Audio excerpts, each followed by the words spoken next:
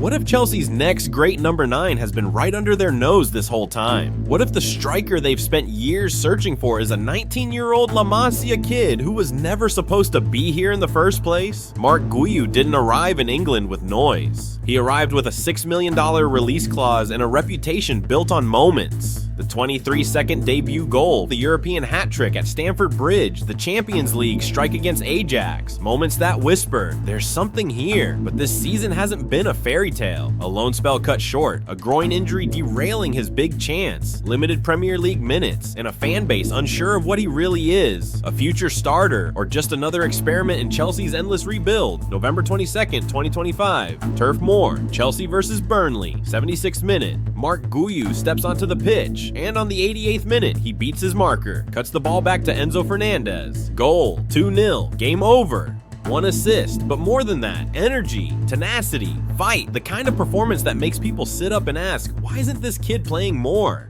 He's just 19 years old, 6'2", a natural number 9 with the instincts of a penalty box predator. Spain's under-21s have called him up. The World Cup dream is alive, but first he has to prove something much simpler. This is his story, from La Masia to London, from fairy tale debut to fighting for his future, from the boy who scored in 23 seconds to the young man who might just be Chelsea's answer. The question is, will they give him the chance to prove it? Before England ever heard his name, before Stamford Bridge ever saw him sprint across the pitch, Marc Guiu was already living a football life built on moments. The kind that don't need marketing, hype, or PR. They speak for themselves. Granolers, Catalonia, a quiet place, far from the noise of European stadiums. That's where Guiu first started playing football with PB Sant Celoni, a fan club attached to Barcelona. No scouts hovering, no spotlight, just a tall kid who loved scoring goals and terrified defenders twice his size. Barcelona came calling when he was 7. La Masia, the factory, the school, the place where pressure arrives before puberty. But Guiu didn't crack under it, he fed off it. Coaches described him as a classic number 9, a player who didn't complicate the game. He attacked space, bullied center backs, lived inside the box, and finished everything. Pace, power, timing, all before he turned 16. He wasn't the golden child of his generation like Lamine Yamal. He wasn't the headline maker like Gavi. But inside La Masia, everyone knew he had something you can't teach. A hunger that never switches off. Ivan Carrasco, one of his youth coaches, used to joke,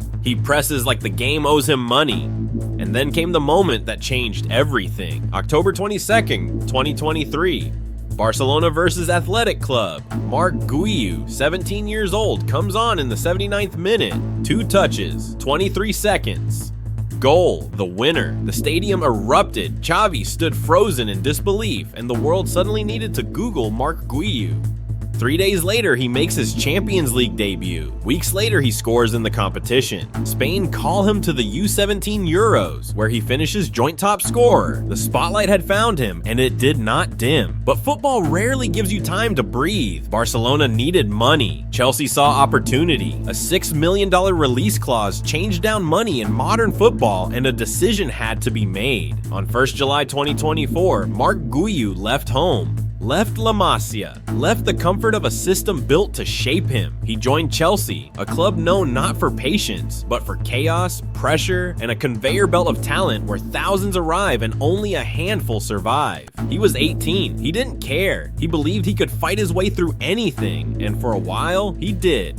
When Marc Guiu landed in London, he didn't walk into a fairy tale, he walked into a fight. At Cobham, they saw something different. A teenager with the body of a Premier League forward, the instincts of a pure number 9, and the mentality of someone who treated every training session like an exam. But reality hit immediately. The Premier League doesn't care if you scored after 23 seconds for Barcelona. It doesn't care if La Masia polished you for a decade. If you're not ready, it will spit you out. Guiu wasn't given a soft introduction. His Chelsea debut, Manchester City, August 18th, 2024, the reigning champions. Chelsea lost 2-0. Guiu played late minutes, chased everything, fought for loose balls, tried to impose himself.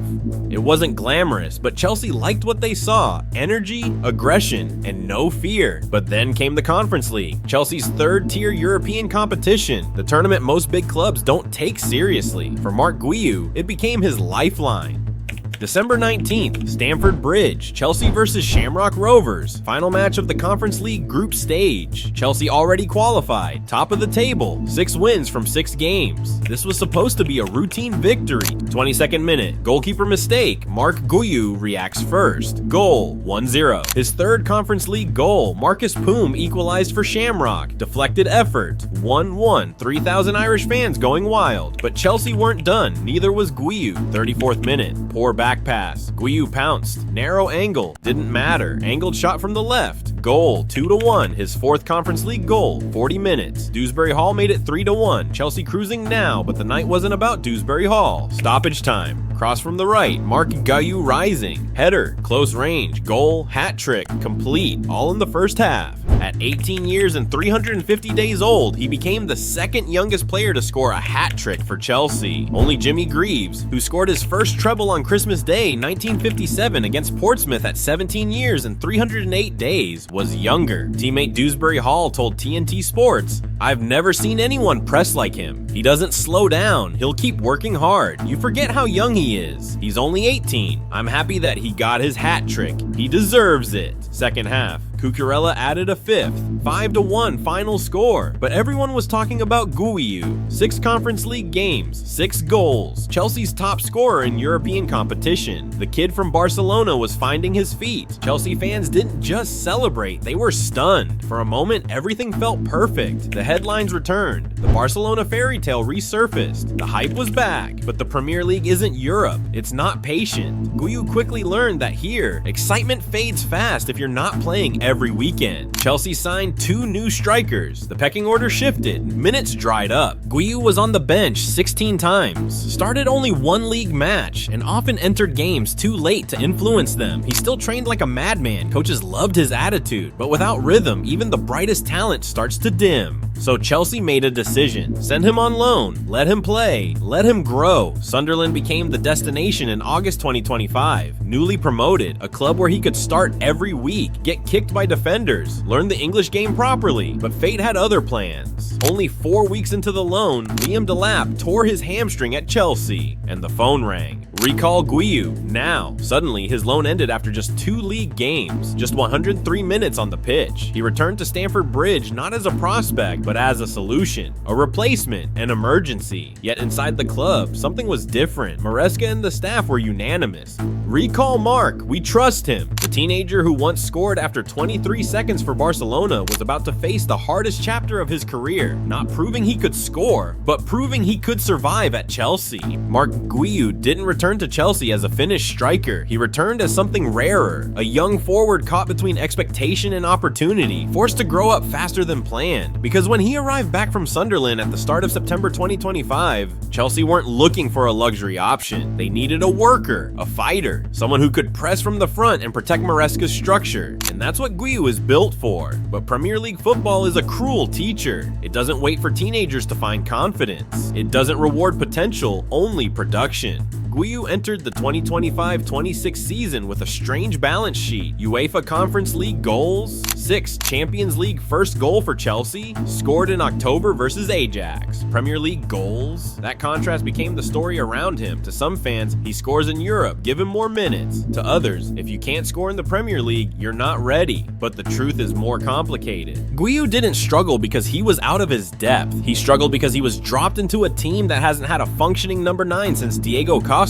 Chelsea's attack spent most weeks without rhythm. Yes, the wingers are trying, and each of them have had moments that reminded fans why the project is exciting. Pedro Neto could slice through any defense with that electric burst of pace and his quick, sharp decision-making. Esteva, whenever he stepped on the pitch, brought this strange mix of chaos and calm. 1 minute unpredictable, the next unbelievably composed. Garnacho proved he's a real winger, someone who can carry danger on every touch. And Jamie Gittins, quietly effective every time he is called upon. But brilliance and flashes isn't the same as a functioning attack. Injuries ripped the structure apart. Cole Palmer out, Liam Delap out, then back, but still chasing sharpness. And Joao Pedro, for all his magic, for all the moments where he looks unplayable, he isn't a pure number 9 in the traditional sense. Yes, he can play as a central striker. He has the qualities of a modern center forward, but his instincts naturally drift toward link-up play. He loves dropping into pockets, combining, carrying the ball, and creating angles, behaving behaviors that come from a player who has spent years moving between the roles of striker, 10, and wide forward. So even though he can operate as a number 9, his game isn't built around living between the posts like a classic penalty box striker. He becomes most dangerous when he's allowed to roam, connect midfield to attack, and influence the game with freedom, which is why in a Chelsea attack that kept changing shape every week, João Pedro often looked like he was filling gaps rather than owning the role. Add to that the constant rotation, wingers switching sides every weekend, and fullbacks whose roles change depending on the opponent, and Chelsea's front line rarely felt settled. Now imagine being 19 years old, fresh from Barcelona's academy, barely speaking English, and being asked to make sense of all this. That's the reality Marc Guiu walked into. Yet inside Cobham, the coaching staff noticed something important. Guiu never broke. Every training session, he pressed harder than anyone. Every sub appearance, he fought like he had 90 minutes to save his career. Every setback, he came back the next day hungrier. That resilience is what Maresca believes will eventually separate him from the pack, and the numbers, even the quiet ones, quietly prove it. Top 3 in the squad for pressing actions per 90, one of the fastest accelerators in the team, wins more aerial duels per game than any other forward at Chelsea, creates space for midfielders with constant movement. These aren't highlight reel moments. They're foundation stones, the traits that eventually turn raw academy strikers into Premier League goal machines. But the shadow hanging over him last season was injury. That groin tear, the one he suffered stretching for a finish, wasn't just a physical setback, it was a rhythm killer, a momentum breaker, and it happened at the exact moment Chelsea were prepared to give him real minutes. He wanted to return early, he insisted he felt ready, but Maresca said no. Chelsea weren't protecting the team, they were protecting the boy. A wrong return from a groin injury can destroy a young striker's explosiveness. So they waited, and waited, and waited, and by the time he was fit again, the season had moved on without him. That's what makes 2025-26 different. This season, he finally has a window. Liam Delap is back, but still chasing sharpness. Nicholas Jackson gone, no new striker signed, just Guiu and Liam Delap.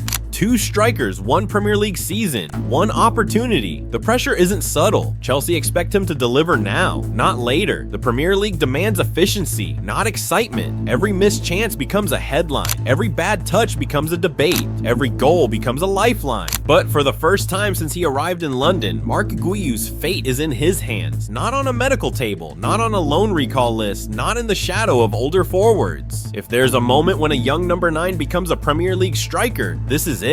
The pressure on Chelsea's attack was heavy going into Turf Moor. 2 straight league wins before the international break, yes, but still no rhythm, still no fixed structure, and still no clear answer to the question, who leads the line? Liam Delap had started but looked rusty and not brilliant, while Pedro floated and created but didn't threaten like a pure striker, and that's why when the match reached its tense final stretch, Enzo Maresca turned to a 19-year-old, Marc Guiu.